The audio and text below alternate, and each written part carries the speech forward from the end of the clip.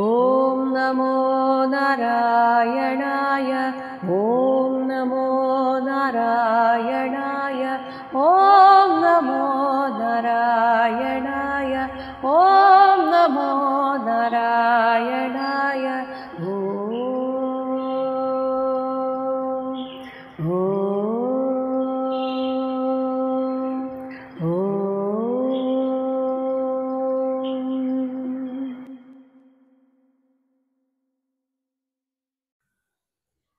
ദക്ഷന്റെ വംശ പരമ്പര പറഞ്ഞ സമയത്ത് പലർക്കും ഒരു സംശയമുണ്ടായിരുന്നു.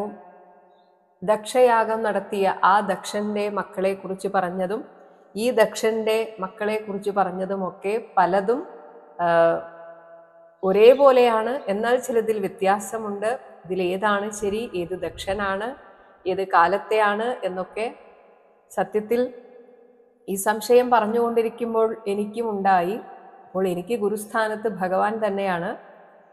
ഭഗവാന്റെ അടുത്ത് ഒരു ചോദ്യം ഞാൻ ചോദിച്ച സമയത്ത് മനസ്സിൽ തോന്നിയ ഉത്തരമാണ്, അതാണ് ഭഗവാൻ തരുന്ന ഉത്തരം. ഒന്നാമത്തെ കാര്യം, ഭാഗവതത്തിലെ പല കഥകളും കാര്യങ്ങളും സാങ്കല്പികമാണ്. ഇത് ഞാൻ പറയുന്നതല്ല. പരീക്ഷിത്തിനോട് ഏറ്റവും അവസാനം ശുകബ്രഹ്മർഷി പറയുന്നുണ്ട്, ഞാൻ ഈ പറഞ്ഞ കാര്യങ്ങളൊക്കെ പല തത്വങ്ങൾ നിനക്ക് മനസ്സിലാകാൻ വേണ്ടി സാങ്കല്പികമായിട്ട് ചില കഥാപാത്രങ്ങൾ, അതായത് തത്വങ്ങൾക്ക് രൂപം കൊടുത്തിട്ട് അവരെ ഒരു കഥാപാത്രമായി പറഞ്ഞതാണ് എന്ന് പറയുന്നുണ്ട്. അതുകൊണ്ട് തന്നെ നമുക്കുണ്ടാകാവുന്ന സംശയങ്ങൾ അത് സ്വാഭാവികമാണ്. പക്ഷേ ആ രീതിയിലാണ് നമ്മൾ ഇതിനെ ഉൾക്കൊള്ളേണ്ടത് എന്ന് ആദ്യം മനസ്സിലാക്കണം. ഇനി അല്ല, അതുകൊണ്ടൊന്നും സമാധാനം കിട്ടുന്നില്ല, അങ്ങനെ പറഞ്ഞാൽ എങ്ങനെ ശരിയാകും, ഇതിലൊക്കെ നമ്മൾ കഥകൾ പഠിക്കുന്നില്ലേ എന്ന് ചോദിച്ചാൽ ശരിയാണ്. അങ്ങനെ വരുമ്പോൾ നമുക്ക് ഉത്തരം കണ്ടെത്താനുള്ള ഒരു വഴി എന്ന് പറയുന്നത്, ഓരോ പ്രജാപതിമാരും, ഇനി ഈ 2 ദക്ഷപ്രജാപതിമാരെ തന്നെ എടുത്താൽ, ആദ്യത്തെ ദക്ഷപ്രജാപതി വരുന്ന കാലഘട്ടം മന്വന്തരം വേറെയാണ്, ഇപ്പോൾ ഈ പറഞ്ഞുകൊണ്ടിരിക്കുന്ന ദക്ഷൻ വന്ന മന്വന്തരം വേറെയാണ്. അപ്പോൾ എല്ലാ മന്വന്തരങ്ങൾക്ക് ശേഷവും പ്രളയം സംഭവിക്കാറുണ്ട്. ഓരോ പ്രളയത്തിന് ശേഷവും ഇവിടെ സൂര്യചന്ദ്രാദികൾ, ധർമ്മദേവൻ, കശ്യപൻ എല്ലാവരും പുനർജനിക്കും, അല്ലെങ്കിൽ അവർ തന്നെ അതേ പേരിൽ പുതിയതായിട്ട് സൃഷ്ടിക്കപ്പെടും. അങ്ങനെ നോക്കുമ്പോൾ ആദ്യം ഉണ്ടായ ദക്ഷപ്രജാപതിക്ക് ഉണ്ടായ അതേ മക്കൾ തന്നെ, അല്ലെങ്കിൽ വേറെ പേരിൽ പുതിയതായി സൃഷ്ടിക്കപ്പെട്ടേക്കാം. അങ്ങനെ ആവാം. ഇപ്പോഴത്തെ ഈ ദക്ഷപ്രജാപതിക്കും ഇതേ പേരിലുള്ള മക്കളും അവരുടെ ഭർത്താക്കന്മാരായിട്ട് അതേ പേരിലുള്ളവരും വന്നത്. എന്നാൽ അതിൽ ചില അവതാരങ്ങൾക്ക് വ്യത്യാസമുണ്ട്. ആദ്യത്തെ ദക്ഷപ്രജാപതിയുടെ മകൾ മൂർത്തിക്ക് ധർമ്മദേവനിൽ ജനിച്ചതാണ് നരനാരായണന്മാർ. അവർ ഒരിക്കൽ ഭൂമിയിൽ അവതരിച്ചു കഴിഞ്ഞു. ഇനി അവർ വീണ്ടും പുനർജനിക്കാൻ പോകുന്നില്ല. അതുകൊണ്ട് ആ അവതാരം അതുപോലെ അവിടെ നിൽക്കുന്നു. അതുപോലെ സതീദേവി ദേവി തന്നെയാണ്. ആ അവതാരത്തിന്റെ ഉദ്ദേശം അവിടെ കഴിഞ്ഞു. അതുകൊണ്ട് പിന്നീട് വന്ന ദക്ഷപ്രജാപതിക്കും അതേ പേരിൽ ഒരു മകളെ കണ്ടു, പക്ഷെ അത് ഈ ദേവിയല്ല. അപ്പൊ ഇങ്ങനെയുള്ള വ്യത്യാസമുണ്ട്. അത് മന്വന്തരം മാറുമ്പോഴുള്ള സൃഷ്ടി വ്യത്യാസമാണെന്ന് നമുക്ക് മനസ്സിലാക്കാം. എന്നാൽ ചിലരൊക്കെ പുനർജനിക്കുന്നു, അതേ പേരിൽ തന്നെ വീണ്ടും സൃഷ്ടിക്കപ്പെടുന്നു. ഇനി നമ്മൾ കാണാൻ പോകുന്നത് ബ്രഹ്മാവിന്റെ അടുത്ത് ശരണം പ്രാപിച്ച ദേവന്മാരോട് ബ്രഹ്മാവ് പറഞ്ഞുകൊണ്ടിരിക്കുന്ന ചില കാര്യങ്ങളാണ്.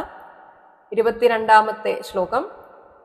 തസ്യ അയം അനയസ്യ ആസീത് പരേഭ്യ വഹ പരാഭവഃ പ്രക്ഷീണേഭ്യഃ സ്വവൈരിഭ്യഃ സമൃദ്ധാനാം ച യത് സുരാഹ. ഹേ സുരാഹ, അല്ലയോ ദേവകളെ, നിങ്ങൾക്ക് സമൃദ്ധാനം, എല്ലാം തികഞ്ഞ നിങ്ങൾ അങ്ങനെ അഹങ്കരിച്ചു. സത്യത്തിൽ നിങ്ങളെക്കാളും പ്രക്ഷീണേഭ്യഃ, ഏറെക്കുറെ ദുർബലരായിരിക്കുന്ന സ്വവൈരിഭ്യഃ, ആ ജന്മശത്രുക്കളായ പരേഭ്യഃ, നിങ്ങളുടെ ആ ശത്രുക്കളിൽ നിന്ന് നിങ്ങൾക്ക് നേരിട്ട യത് ച യാതൊന്നു തന്നെയും, അതായത് അയം പരാഭവ, ഈ പരാജയം തസ്യ അനയസ്യ നിങ്ങൾ കാണിച്ച നെറുകേടിൻ്റെ ഫലമാസേത് ഫലമായിട്ട് സംഭവിച്ചതാണ്. അതുകൊണ്ട് ആദ്യം അതിന് ഹൃദയമറിഞ്ഞ് മനസ്സറിഞ്ഞ് കുറ്റബോധം തോന്നണം. പിന്നെ പ്രായശ്ചിത്തം ചെയ്യാനായിട്ട് എന്തൊക്കെ ചെയ്യാമോ അതൊക്കെ ചെയ്യണം. എങ്കിലും ചില വഴികൾ ഉണ്ടെന്ന് പറഞ്ഞ് ചില ഉപദേശം കൊടുക്കുകയാണ്. മുൻപ് അസുരന്മാരും തങ്ങളുടെ ഗുരുവിനെ നിരാകരിച്ചിരുന്നു. അപ്പോഴൊക്കെ അവർക്ക് അപജയം സംഭവിച്ചിട്ടുണ്ട്. പക്ഷെ ഇപ്പോൾ നോക്കൂ എന്ന് പറഞ്ഞ് അസുരന്മാരെ ഉദാഹരണമായി കാണിച്ചു കൊടുക്കുകയാണ്. 23-ാമത്തെ ശ്ലോകം. മഘവൻ ദ്വിഷതഃ പശ്യ പ്രക്ഷീണാൻ ഗുരുവതിക്രമാത് സംപ്രതി ഉപചിതാൻ ഭൂയഃ കാവ്യം ആരാധ്യ ഭക്തിതഃ ആദദീരൻ നിലയനം മമ അപി ഭൃഗുദേവതാഃ. ഹേ മഘവൻ, അല്ലയോ ഇന്ദ്ര, ഗുരു അതിക്രമാത് ഗുരു തിരസ്കാരം കൊണ്ട് ഒരിക്കൽ പ്രക്ഷീണാൻ ക്ഷീണിച്ചവരായിരുന്നിട്ടും ആ അസുരന്മാർ സംപ്രതി ഇപ്പോൾ കാവ്യം, കാവ്യം എന്നാൽ കാവ്യൻ ശുക്രമുനിയാണ്, ശുക്രമുനിയെ ഭക്തിതഃ ആരാധ്യേന അവർ അവരുടെ തെറ്റ് തിരിച്ചറിഞ്ഞ് ഭക്തിപൂർവം ആരാധിച്ചപ്പോൾ ഭൂയഃ ഉപജിതാൻ വീണ്ടും വളർച്ച പ്രാപിച്ചു. അങ്ങനെ വളർച്ച പ്രാപിച്ച നിങ്ങളുടെ ദുഷതഃ ആ ശത്രുക്കളെ നോക്കൂ. ഭൃഗുദേവതാഹ ശുക്രനെ ദൈവമായിട്ട് കരുതുന്ന അവർ മമ അപി എൻ്റെയും കൂടി നിലയനം വാസത്തെ ആ വാസസ്ഥാനത്തെ ചിലപ്പോൾ ആദതീരൻ അവർ തകർത്തേക്കാം, അല്ലെങ്കിൽ അവർ വന്ന് എൻ്റെ നിലയത്തെ കൂടി പിടിച്ചടക്കിയേക്കാം. കാരണം അവർക്കിപ്പോൾ ഗുരുവിൻ്റെ അത്ര വലിയ അനുഗ്രഹമുണ്ട്. അപ്പോൾ ഗുരുവിൻ്റെ അനുഗ്രഹം അത്രമാത്രം പ്രാധാന്യമുള്ളതാണെന്ന് ഇവിടെ ബ്രഹ്മാവ് ഓർമ്മിപ്പിക്കുകയാണ്. 24-ാമത്തെ ശ്ലോകം. ത്രിവിഷ്ടപം കിം ഗണയന്തി അഭേദ്യമന്ത്ര ഭൃഗുണാം അനുശിക്ഷിതാർത്ഥാഃ ന വിപ്രഗോവിന്ദ ഗവീശ്വരാണാം ഭവന്തി അഭദ്രാണി നരേശ്വരാണാം. അഭേദ്യമന്ത്രാഹ ഭേദിക്കുവാൻ സാധ്യമല്ലാത്ത മന്ത്രസിദ്ധിയോടുകൂടിയ ഭൃഗുണാം അനുശിക്ഷിതാർത്ഥാഹ ആ ഭാർഗവ ശിഷ്യന്മാർ, ഇവിടെ ശുക്രാചാര്യരെ തന്നെയാണ് ഉദ്ദേശിക്കുന്നത്. അവർ ത്രിവിഷ്ടപം ഗണയന്തിക്കും സ്വർഗലോകത്തെ പിന്നെ വകവയ്ക്കുമോ? അവർക്കിനി എന്ത് സ്വർഗലോകം, എന്ത് ബ്രഹ്മലോകം? അവർക്ക് അത്രയും ശക്തിയുണ്ട്. അവരുടെ ഗുരുനാഥൻ അവർക്ക് തുണയായിട്ടുണ്ട്. മാത്രമല്ല, ഗുരു തുണയായിട്ടിരുന്നാൽ പിന്നെ അവരെ ആരൊക്കെ അനുഗ്രഹിക്കുമെന്നാണ്. വിപ്ര ഗോവിന്ദ ഗവീശ്വരാണാം ബ്രാഹ്മണൻ, വിഷ്ണു, പശു ഇവരൊക്കെ തന്നെ ഗുരു അനുഗ്രഹിച്ചയാളെ അനുഗ്രഹിക്കുമെന്നാണ്. അപ്പോൾ ഇവരൊക്കെ അനുഗ്രഹദാതാക്കളായിട്ടിരിക്കുന്ന നരേശ്വരാണാം ജനനായകന്മാർക്ക് അഭദ്രാണിന ഭവന്തി അമംഗളങ്ങൾ സംഭവിക്കുന്നതല്ല. അതായത് ഈശ്വരനെ നിഷേധിച്ചാൽ പോലും ചിലപ്പോൾ ഈശ്വരൻ ക്ഷമിക്കും. പക്ഷേ ഗുരുവിനെ നിഷേധിച്ചാൽ ഈ പ്രകൃതി മുഴുവൻ എതിരാകും എന്നാണ്. ഇനി പറയുന്നു, ഒരു തരത്തിൽ നിങ്ങളുടെ സഹോദര സ്ഥാനീയനും എന്നാൽ അസുരവംശജയായ രചനയ്ക്ക് ജനിച്ചതുകൊണ്ട് ആസുരിക പ്രകൃതി അല്ലെങ്കിൽ ആസുരിക വംശത്തെയും സഹായിക്കുന്ന ആ വിശ്വരൂപനെ നിങ്ങൾ ഗുരുവായി സ്വീകരിക്കുക. 25-ാമത്തെ ശ്ലോകം. തത് വിശ്വരൂപം ഭജത ആശു വിപ്രം തപസ്വിനം ത്വാഷ്ട്രം അധ ആത്മവന്തം സഭാജിത അർത്ഥാൻ സവിധാസ്യതേവോ യദി ക്ഷമിഷ്യധ്വം ഉത അസ്യ കർമ്മ. തത് ഒരു ഗുരുവില്ലാതെ നിങ്ങൾക്കിനി രക്ഷയില്ല. അതിനാൽ ആശു ഉടൻ തന്നെ ആത്മവന്തം ആത്മജ്ഞാനനിഷ്ഠനും തപസ്വിനും തപശക്തിയുള്ളവനും ത്വാഷ്ട്രം ത്വഷ്ടാവിൻ്റെ പുത്രനും വിപ്രം യഥാർത്ഥത്തിൽ ബ്രഹ്മജ്ഞനാണ്, അതുകൊണ്ട് ബ്രാഹ്മണനും ആയിട്ടുള്ള വിശ്വരൂപം ആ വിശ്വരൂപനെ അഥ ഭജത വൈകാതെ നിങ്ങൾ സമാശ്രയിക്കുവിൻ.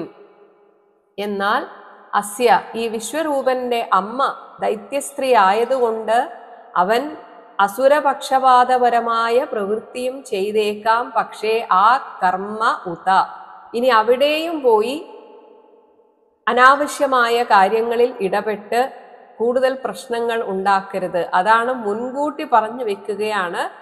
ഇനി എങ്ങാനും വിശ്വരൂപൻ അസുരപക്ഷപാതപരമായ എന്തെങ്കിലും പ്രവൃത്തി ചെയ്താൽ പോലും നിങ്ങൾ ക്ഷമിഷ്യധ്വം, സഹിച്ചുകൊള്ളണം.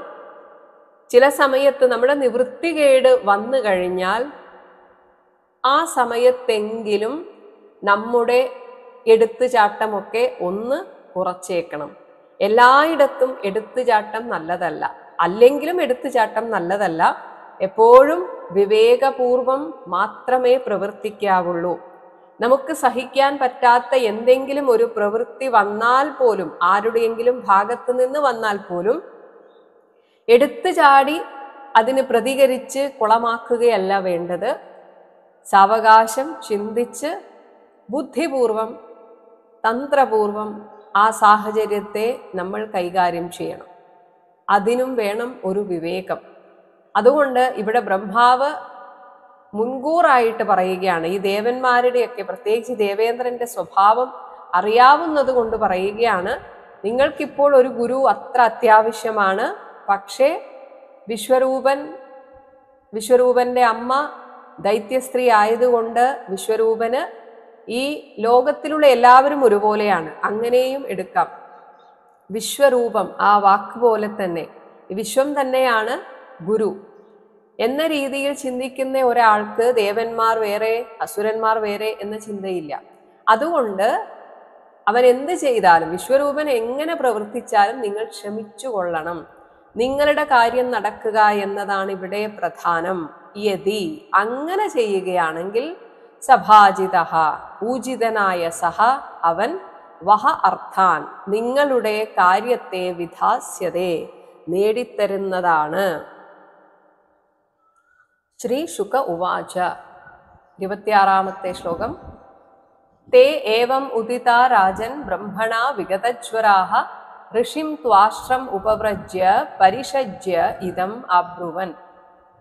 ഹേ രാജൻ, അല്ലയോ രാജാവേ,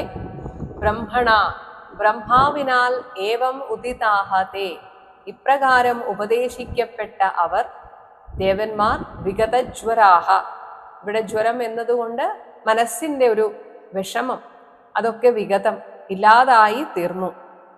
കുറെ നേരമായിട്ടുള്ള ഒരു ആശങ്കയ്ക്ക് ഒരു അറുതി വന്നതായി ഭവിച്ച് ത്വാഷ്ട്രം, ത്വഷ്ടാവിന്റെ പുത്രനായ ഋഷിയായ ആ വിശ്വരൂപനെ ഉപവ്രജ്യ, സമീപിച്ച്, പരിഷ്യജ്യ, ഗാഠാലിംഗനം ചെയ്ത്, ഇദം അബ്രുവൻ, ഇപ്രകാരം പറഞ്ഞു.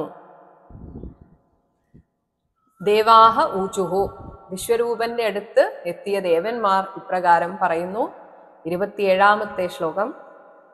വയം തേ അതിഥയഃ പ്രാപ്താഃ ആശ്രമം ഭദ്രം അസ്തു തേ കാമഃ സമ്പാദ്യതാം താത പിതॄണാം സമയോചിതഃ.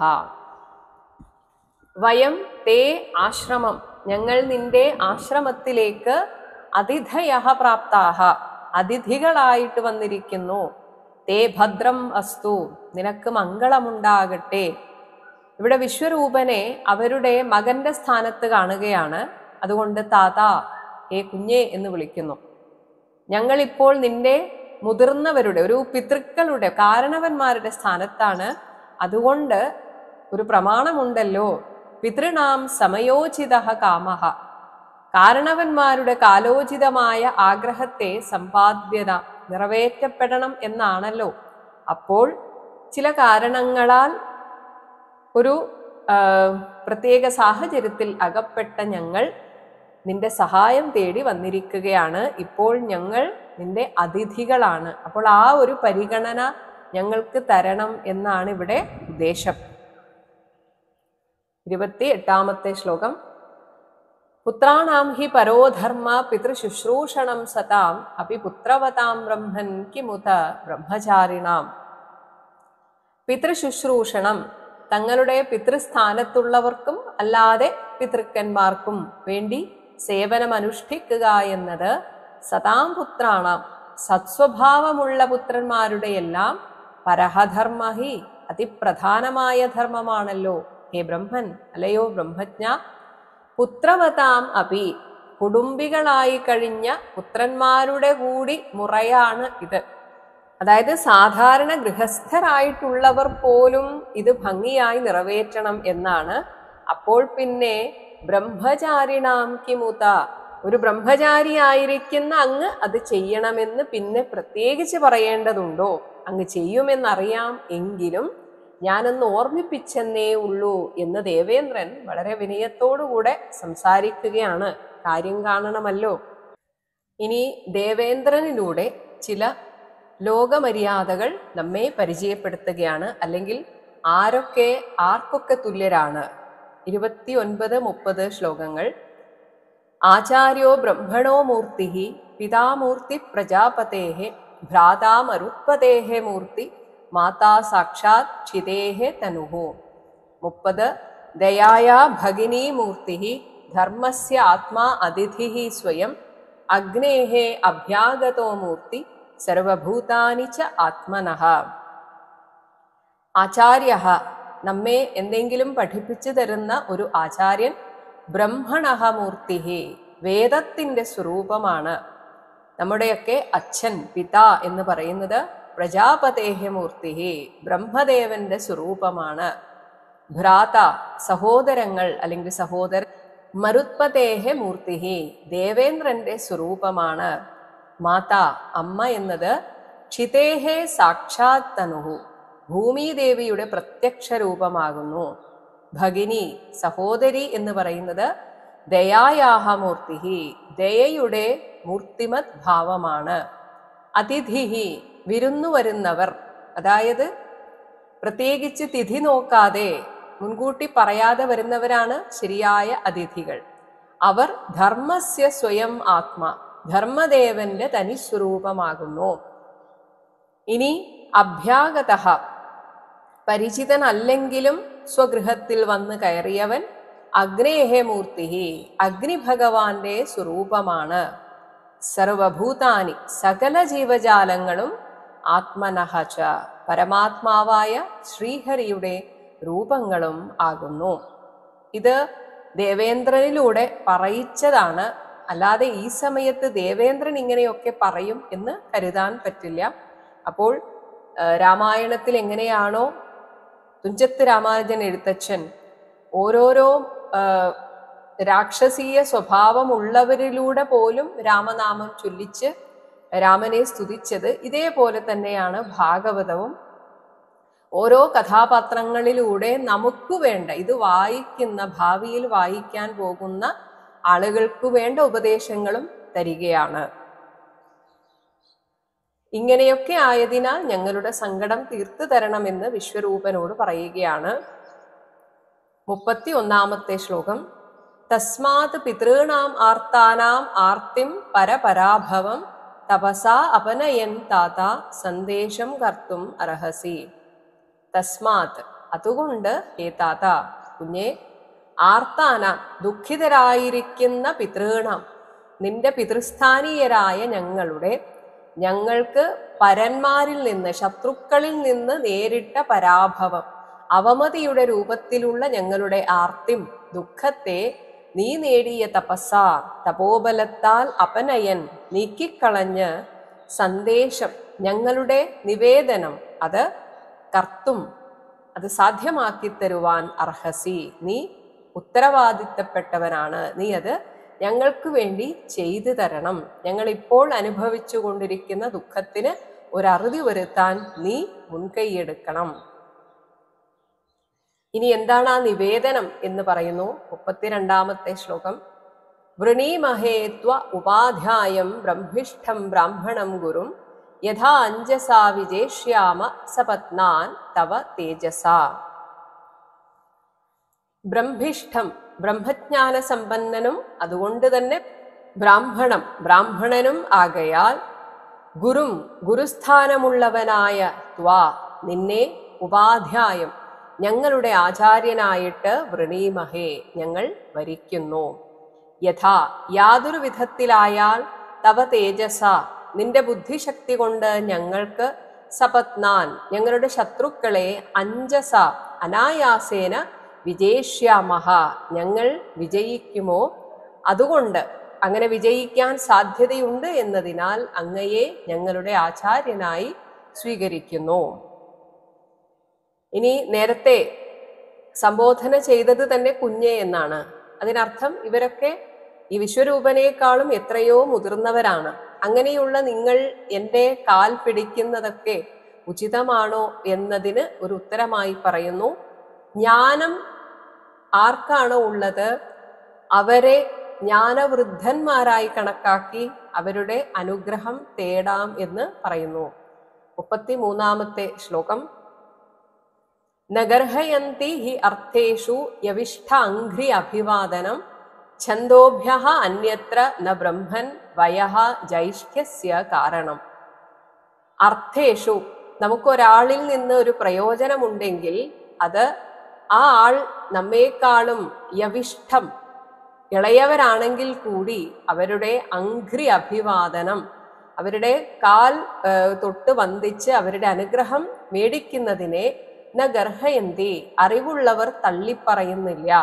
ഹേ ബ്രഹ്മൻ, കാരണം അല്ലയോ ബ്രഹ്മജ്ഞ, ഛന്ദോഭ്യഃ വേദശാസ്ത്രാദി ജ്ഞാനം അന്യത്ര ഒഴിച്ചുള്ള മറ്റ് സന്ദർഭങ്ങളിലാണ് വയസ്സുകൊണ്ടുള്ള ജൈഷ്ഠ്യസ്യ, വയഃ ജൈഷ്ഠ്യം, അതായത് വയസ്സുകൊണ്ട് മൂപ്പ് നോക്കിയിട്ട് നമ്മൾ ബഹുമാനിക്കുന്നത് അറിവിന്റെ കാര്യത്തിലല്ല, അല്ലാത്ത മറ്റു കാര്യങ്ങളിലാണ് കാരണം ഹേതുവാകുന്നത്. അതേസമയം ജ്ഞാനത്തിലല്ല. അപ്പോൾ ജ്ഞാനമാണ് എപ്പോഴും ജ്യേഷ്ഠത്വത്തിന് അടിസ്ഥാനം, വയസ്സു മൂപ്പല്ല. ശങ്കരാചാര്യർ ഗുരുവായിരുന്നപ്പോൾ 16 വയസ്സ് പ്രായത്തിലാണ് ശരിക്കും അദ്ദേഹത്തെ എല്ലാവരും ഗുരുസ്ഥാനീയനാക്കിയത്. 16 വയസ്സിന് മുന്നേ തന്നെ പലരും അദ്ദേഹത്തെ ഗുരുവായി സ്വീകരിച്ചിരുന്നു, അദ്ദേഹത്തെക്കാളും പ്രായം കൂടിയവർ. കാരണം അദ്ദേഹം ജ്ഞാനം കൊണ്ട് വൃദ്ധനായിരുന്നു. അപ്പോൾ വയസ്സ് മൂപ്പല്ല, ഈ ജ്ഞാനത്തിന് ആധാരമായിട്ട് ജ്ഞാനമാണ് ജ്യേഷ്ഠത്വത്തിന് ആധാരം. അതുകൊണ്ട് ജ്ഞാനിയായ നീ തന്നെയാണ് ഈ കാര്യത്തിൽ ജ്യേഷ്ഠൻ. അതുകൊണ്ടാണ് ഞങ്ങൾ നിന്നെ ഗുരുവായി വരിക്കുന്നത്. ഋഷിരുവാച, ശുഗബ്രഹ്മർഷി പറയുന്നു, 34-ാമത്തെ ശ്ലോകം. അഭ്യർത്ഥിതഃ സുരഗണൈഃ പൗരോഹിത്യേ മഹാതപാഃ സഹ വിശ്വരൂപഃ താൻ ആഹ പ്രസന്നഃ ശ്ലക്ഷ്ണയാ ഗിര. മഹാതപാഃ സഹ വിശ്വരൂപഃ, മഹാതപസ്വിയായ വിശ്വരൂപൻ സുരഗണൈഃ ദേവസമൂഹങ്ങളാൽ പൗരോഹിത്യേ പുരോഹിത സ്ഥാനം സ്വീകരിക്കുന്നതിനെ അധികരിച്ച് അഭ്യർത്ഥിതഃ അഭ്യർത്ഥിക്കപ്പെട്ടവരായപ്പോൾ പ്രസന്നഃ സന്തുഷ്ടനായിട്ട് ശ്ലക്ഷ്ണയ മൃദുവായ ഗിര മൊഴിയാൽ താൻ ആഹ അവരോട് ഇപ്രകാരം പറഞ്ഞു. ഇവിടെ വിശ്വരൂപൻ ആദ്യം തന്നെ പറയുന്നത് ഈ പൗരോഹിത്യം വഹിക്കുക എന്ന് പറയുന്നത് ആത്മവിദ്യയിൽ തടസ്സം നിൽക്കുന്ന ഒന്നാണ്. അതായത് ആധ്യാത്മിക വഴിയിൽ പോകാൻ ആഗ്രഹിക്കുന്ന അല്ലെങ്കിൽ ബ്രഹ്മ തേജസ് ഉള്ളവരുടെ ആ തേജസ്സിനെ ഇല്ലാതാക്കുന്ന ഒന്നാണ് പൗരോഹിത്യം. ഇത് രാമായണത്തിൽ വസിഷ്ഠ മഹർഷി ശ്രീരാമചന്ദ്രനോട് പറയുന്നുണ്ട്. അതായത് എൻ്റെ ആധ്യാത്മിക തേജസ്സിന് വിഘ്നം ഭവിക്കും എന്ന് അറിഞ്ഞിട്ടുകൂടി ഞാൻ ഈ പൗരോഹിത്യം, അതായത് ഈ അയോധ്യയിലെ പൗരോഹിത്യം കാലങ്ങൾക്ക് മുൻപേ സ്വീകരിക്കാൻ കാരണം അങ്ങ് ഒരിക്കൽ ഇവിടെ വന്ന് അവതരിക്കും എന്നതിനാലാണ്. അപ്പോൾ ഒടുക്കത്ത് അത് നന്നായാൽ എന്നൊരു വരിയാണ് അവിടെ പ്രയോഗിച്ചിരിക്കുന്നത്. പൗരോഹിത്യം എന്നത് ഒരിക്കലും നല്ല ഒരു കാര്യമല്ല, എന്നിട്ടും ഞാനിത് സ്വീകരിക്കാൻ കാരണം അങ്ങയെ നേരിട്ട് കണ്ട് അങ്ങേക്ക് ഗുരുവായി തീരാമല്ലോ എന്നതുകൊണ്ടാണ് എന്ന് പറയുന്നത്. അത് തന്നെ ഇവിടെ വിശ്വരൂപനും പറയുന്നു. 35-ാമത്തെ ശ്ലോകം. വിഗർഹിതം ധർമ്മശീലൈഃ ബ്രഹ്മവർച്ച ഉപവ്യയം കഥം नु മദ്വിധോ നാഥ ലോകൈഷൈഃ അഭിയാചിതം പ്രത്യാഖ്യാസ്യതി തച്ചിഷ്യഃ സഹ ഏവ സ്വാർത്ഥ ഉച്യതേ. ധർമ്മശീലൈഃ ധർമാചരണനിഷ്ഠയുള്ള സുജനങ്ങളാൽ വിഗർഹിതം വിശേഷിച്ചും നിന്ദിതമായ ഒന്നാണ് പുരോഹിത സ്ഥാനം. കാരണം പുരോഹിതനാവുക എന്ന് വെച്ചാൽ തന്നെ അവിടെ ദക്ഷിണ പ്രതീക്ഷിച്ചുകൊണ്ട് ചെയ്യുന്നു എന്ന് വരുന്നതാണ്. ദക്ഷിണയില്ലാതെ അത് ചെയ്യാനും സാധിക്കില്ല. അപ്പോൾ ആർക്കെങ്കിലും നേരിട്ട് ഒരു വിദ്യ കൊടുക്കുക അല്ലെങ്കിൽ അവരുടെ ആചാര്യസ്ഥാനത്തിരിക്കുക എന്ന് വെച്ചാൽ അവരിൽ നിന്ന് ദക്ഷിണ വാങ്ങിക്കാതെ അത് ചെയ്യാനും പാടില്ല. അപ്പോൾ അത് അനുഗ്രഹമില്ലാത്തതുപോലെ ആയി തീരുകയും ചെയ്യും. എന്നാൽ ദക്ഷിണ ആഗ്രഹിച്ചു പോയാൽ അത് ഈ ആത്മീയ തേജസ്സിന് അത് നഷ്ടം വരുത്തുന്നതാണ്. അതുകൊണ്ടാണ് ഇങ്ങനെയുള്ള ആളുകൾ പൗരോഹിത്യം സ്വീകരിക്കാത്തത്. അത് ബ്രഹ്മവർച്ച ഉപവ്യയം, ബ്രഹ്മതേജസ്സിനെ ഇല്ലാതാക്കി തീർക്കുന്ന ഒരു തൊഴിലാണത്. കാരണം അത് ധനം ആഗ്രഹിച്ച് ചെയ്യുന്ന ആളുകൾക്ക് മാത്രമേ അത് ചെയ്യാൻ സാധിക്കുകയുള്ളൂ. നാഥാഹ, എങ്കിലും എൻ്റെ രക്ഷിതാക്കളുടെ സ്ഥാനത്തുള്ള നിങ്ങൾ കഥംനു, എങ്ങനെയാണ് ലോകേശൈഹി, ലോകപാലന്മാരായ നിങ്ങളാൽ അഭിയാചിതം, നേരിട്ട് അപേക്ഷിക്കപ്പെട്ടതിനെ മദ്വിധ, എന്നെപ്പോലെയുള്ള തച്ചിഷ്യ, ഞാൻ ഒരു തരത്തിൽ നിങ്ങളെക്കാളും ഇളയവനാണ്, അങ്ങനെ നിങ്ങളുടെ ഒരു ശിഷ്യനായിട്ട്, ഒരു വത്സല ശിഷ്യനായിട്ടുള്ള സ്ഥാനത്താണ്. അപ്പോൾ ഞാൻ എങ്ങനെ അതിനെ പ്രത്യാഖ്യാസ്യതി, തള്ളിക്കളയും. അങ്ങനെ തള്ളിക്കളഞ്ഞാൽ സഹ ഏവ സ്വാർത്ഥ ഉച്യതേ, അപ്പോൾ അത് സ്വാർത്ഥതയുടെ ഉദാഹരണമായിട്ട് പറയപ്പെടുന്നു. അതുകൊണ്ട് യഥാർത്ഥത്തിൽ നിങ്ങൾ ഇപ്പോൾ പറഞ്ഞ ഈ കാര്യം എനിക്ക് കഴിച്ചിട്ടിറക്കാനും വയ്യ, മധുരിച്ചിട്ട് തുപ്പാനും വയ്യ എന്ന അവസ്ഥയിലാക്കി എന്നതാണ് സത്യം എന്ന് വിശ്വരൂപൻ തുറന്നു പറയുകയാണ്. ഇനി ഒരു പക്ഷേ നിങ്ങൾ ചിന്തിക്കുന്നുണ്ടാകും, നീ ഒരു ഗൃഹസ്ഥനല്ലേ, അപ്പോൾ പൗരോഹിത്യം സ്വീകരിക്കുന്നതിൽ എന്താണ് തെറ്റ് എന്ന് ചിന്തിക്കുന്നുണ്ടാവാം എന്ന് മനസ്സിൽ കരുതിക്കൊണ്ട് അതിനൊരു ഉത്തരം കൊടുക്കുകയാണ്. 36-ാമത്തെ ശ്ലോകം. അകിഞ്ചനാനാം ഹി ധനം ശിലോഞ്ചനം തേന ഇഹ നിവർത്തിത സാധു സത്ക്രിയഃ കഥം വിഗർഹ്യം നു കരോമി അധീശ്വരാഃ പൗരോധസം ഹൃഷ്യതി യേന ദുർമതിഃ. അകിഞ്ചനാനാം, കയ്യിൽ ഒന്നുമില്ലാത്തവർക്ക് ശിലോഞ്ചനം, ഈ ഉഞ്ചവൃത്തി, മറ്റുള്ളവരാൽ അറിഞ്ഞ് ദാനം ചെയ്യപ്പെടുന്ന അല്ലെങ്കിൽ ഭിക്ഷയാചിച്ച് കിട്ടുന്നതെന്തോ അത് തന്നെയാണ് ഹി ധനം, അതാണ് അവരുടെ ധനം. അതിൽ കൂടുതലൊന്നും യഥാർത്ഥ ബ്രഹ്മജ്ഞൻ ആഗ്രഹിക്കുകയില്ല. മാത്രമല്ല, ഞാനിപ്പോൾ ഗൃഹസ്ഥാശ്രമത്തിലാണ്, ഈ ഗൃഹസ്ഥാശ്രമത്തിൽ ഇരുന്നു കൊണ്ട് തേന, എൻ്റെ എല്ലാ ആവശ്യങ്ങളും ഈ ഉഞ്ചവൃത്തി കൊണ്ട് തന്നെ നിർവർത്തിതം, അത് നിറവേറ്റപ്പെടുന്നുണ്ട്. അങ്ങനെ നിറവേറ്റപ്പെടുന്ന സാധ്യസത്ക്രിയ, സാധു സത്കാരത്തോടുകൂടെ വർത്തിക്കുന്ന ഞാൻ, വിഗർഹ്യം പൗരോധസം, നിന്ദനീയമായ ഈ പൗരോഹിത്യത്തെ കഥം നു കരോമി, എങ്ങനെയാണ് ചെയ്യുന്നത്? സത്യത്തിൽ എനിക്കതിന് മനസ്സ് വരുന്നില്ല. ഏ അധീശ്വരാഹ, ദേവന്മാരെ, യേന, ഈ ഒരു കർമ്മം കൊണ്ട്, ഈ പണം ആഗ്രഹിക്കുക അല്ലെങ്കിൽ ദക്ഷിണ ആഗ്രഹിച്ച് ചെയ്യുന്നത്, ദുർമതിഹി ഹൃഷ്യതി, ദുഷിച്ച ബുദ്ധിയുള്ളവൻ മാത്രമാണ് ഇതിൽ സന്തോഷിക്കുക. യഥാർത്ഥത്തിൽ ആധ്യാത്മിക വഴിയിൽ മുന്നോട്ടു പോകുന്ന ഒരാൾക്കും ഇത് സന്തോഷത്തെ തരുന്ന ഒന്നല്ല. അതായത് ഏതെങ്കിലും ഒരു കുലത്തിൻ്റെയോ ഒരു വർഗത്തിൻ്റെയോ ആചാര്യനായിട്ടിരുന്നു കഴിഞ്ഞാൽ പിന്നെ അവർക്ക് ആധ്യാത്മികമായി മുന്നോട്ട് പോകാൻ ബുദ്ധിമുട്ടാണ്. അവർ ആ ഒരു വട്ടത്തിൽ അങ്ങ് കുടുങ്ങിപ്പോകും. എന്നിട്ട് വീണ്ടും പറയുന്നു, പക്ഷേ നിങ്ങളെ പോലുള്ളവർ വന്ന് ചോദിക്കുമ്പോൾ എനിക്കതിനെ നിരാകരിക്കാനും സാധിക്കുന്നില്ല. 37-ാമത്തെ ശ്ലോകം. തഥാവിന പ്രതിബ്രൂയാം ഗുരുഭി പ്രാർത്ഥിതം കിയത് ഭവതാം പ്രാർത്ഥിതം സർവം പ്രാണൈഹി അർത്ഥൈഹി ച സാധയേ. തഥാപി, എന്നിരുന്നാൽ പോലും, ഗുരുഭിഹി, ഗുരുജനങ്ങളായ നിങ്ങളാൽ പ്രാർത്ഥിതം, അഭ്യർത്ഥിക്കപ്പെട്ട, കിയത്, വളരെ ചെറിയൊരു കാര്യമാണ്, അതിന് ഞാൻ പ്രതിബ്രൂയാം, മറുത്ത് പറയുന്നില്ല. ഭവതാം പ്രാർത്ഥിതം, ഭവാന്മാരുടെ അഭ്യർത്ഥന, സർവം, മുഴുവനും, പ്രാണൈഹി, എന്നാൽ കഴിയുന്ന വിധത്തിൽ, ഇനിയല്ല മറ്റ് ഏതെങ്കിലും രീതിയിൽ പുറത്തു നിന്ന് സഹായം സ്വീകരിക്കണമെങ്കിൽ അതിനാലും, പ്രാണൈഹി അർത്ഥൈഹി ച സാധയേ, എന്നെക്കൊണ്ട് പറ്റുന്ന രീതിയിൽ ഞാനത് നിറവേറ്റുന്നതാണ്. ഇനി ശുകബ്രഹ്മർഷി പറയുന്നു 38-ാമത്തെ ശ്ലോകം. തേഭ്യ ഏവം പ്രതിശ്രുത്യ വിശ്വരൂപോ മഹാതപാഃ പൗരോഹിത്യം വൃതഃ ചക്രേ പരമേണ സമാധിന. മഹാതപാഃ വലിയ തപോബലമുള്ള വിശ്വരൂപഃ വിശ്വരൂപൻ തേഭ്യഃ ഈ ദേവന്മാർക്കായിക്കൊണ്ട് ഏവം ഇപ്രകാരം പ്രതിശ്രുത്യ വാഗ്ദാനം ചെയ്തിട്ട് വൃതഃ അവരാൽ വരിക്കപ്പെട്ടു ഗുരുവായി വരിക്കപ്പെട്ടിട്ട് പരമേണ സമാധിന അപ്പോഴും ഒരു ഗുരുവായി തീർന്നാൽ സംഭവിച്ചേക്കാവുന്ന മനസ്സിന്റെ സാന്നിധ്യമില്ലായ്മയെ ഒന്ന് അടക്കി. അതാണ് പരമേണ സമാധിന. തൻ്റെ മനസാന്നിധ്യത്തെ വിടാതെ തന്നെ പൗരോഹിത്യം ചക്രേ അവരുടെ പുരോഹിത സ്ഥാനത്തെ അംഗീകരിച്ചു.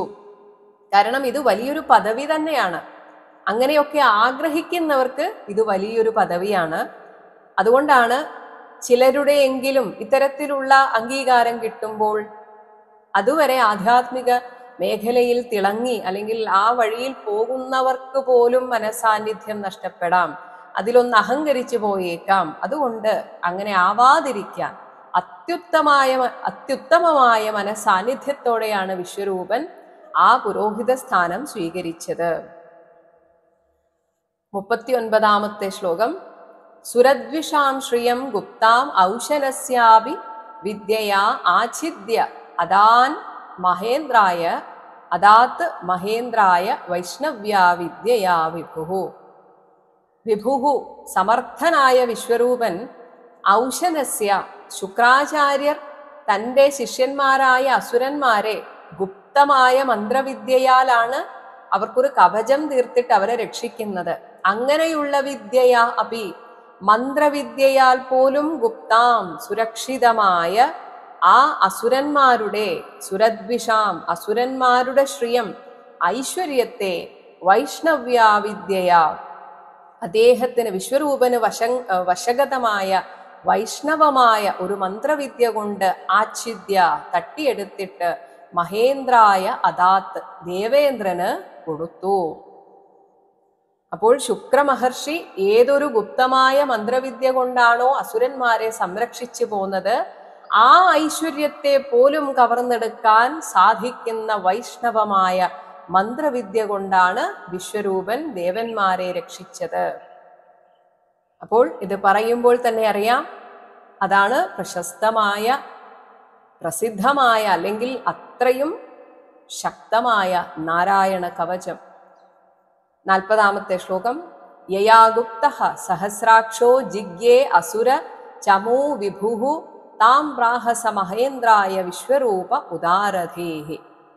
സഹസ്രാക്ഷഃ ദേവേന്ദ്രൻ യാതൊരു വിദ്യയാൽ ഗുപ്തഃ സുരക്ഷിതനായിട്ട്, യാതൊരു കവചത്താൽ സുരക്ഷിതനായിട്ട് ഈ അസുരചമൂഹു അസുരസേനകളെ ജിഗ്യേ ജയിക്കുകയുണ്ടായോ, അതായത് ജയിപ്പിച്ചുവോ എന്നർത്ഥം. വിശ്വരൂപൻ ആദ്യം തനിക്ക് വശഗതമായ ആ വിദ്യ ഉപയോഗിച്ച് ദേവന്മാരെ രക്ഷിക്കുകയാണ് ചെയ്തത്. എന്നിട്ട് ആ കവചത്തെ ആ വിദ്യയെ വിഭുഹു കഴിവുറ്റവനും ഉദാരധീഹി ഉദാരചിത്തനും, അതായത് ഇനി ഇതുപോലെ പ്രശ്നം വന്നാൽ എന്നെപ്പോലും ആശ്രയിക്കേണ്ടതില്ല, ഈ കവചം നിങ്ങളെ രക്ഷിക്കും എന്ന രീതിയിൽ ഉദാരചിത്തനായ സഹ വിശ്വരൂപഃ ആ വിശ്വരൂപൻ മഹേന്ദ്രായ ദേവേന്ദ്രന് പ്രാഹ ഉപദേശിച്ചു കൊടുത്തു. അപ്പോൾ അസുരന്മാരുടെ മന്ത്രശക്തിയെ വെല്ലുന്ന, അസുരന്മാർ സ്വായത്തമാക്കിയ ആ മന്ത്രശക്തിയെ വെല്ലുന്ന നാരായണ കവചത്തെയാണ് വിശ്വരൂപൻ ദേവേന്ദ്രന് ഉപദേശിച്ചു കൊടുത്തത്. ഇത് ശ്രീമദ് ഭാഗവതേ മഹാപുരാണേ ഷഷ്ഠസ്കന്ധേ 7-മോ അധ്യായഃ. സർവത്ര ഗോവിന്ദനാമ സങ്കീർത്തനം ഗോവിന്ദ ഗോവിന്ദ.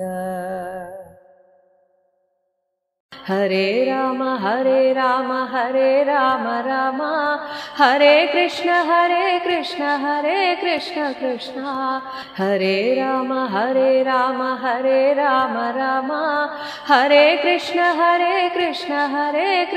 കൃഷ്ണ ഹരേ രാമ രാമ ഹരേ കൃഷ്ണ ഹരേ രാമ രാമ ഹരേ കൃഷ്ണ കൃഷ്ണ.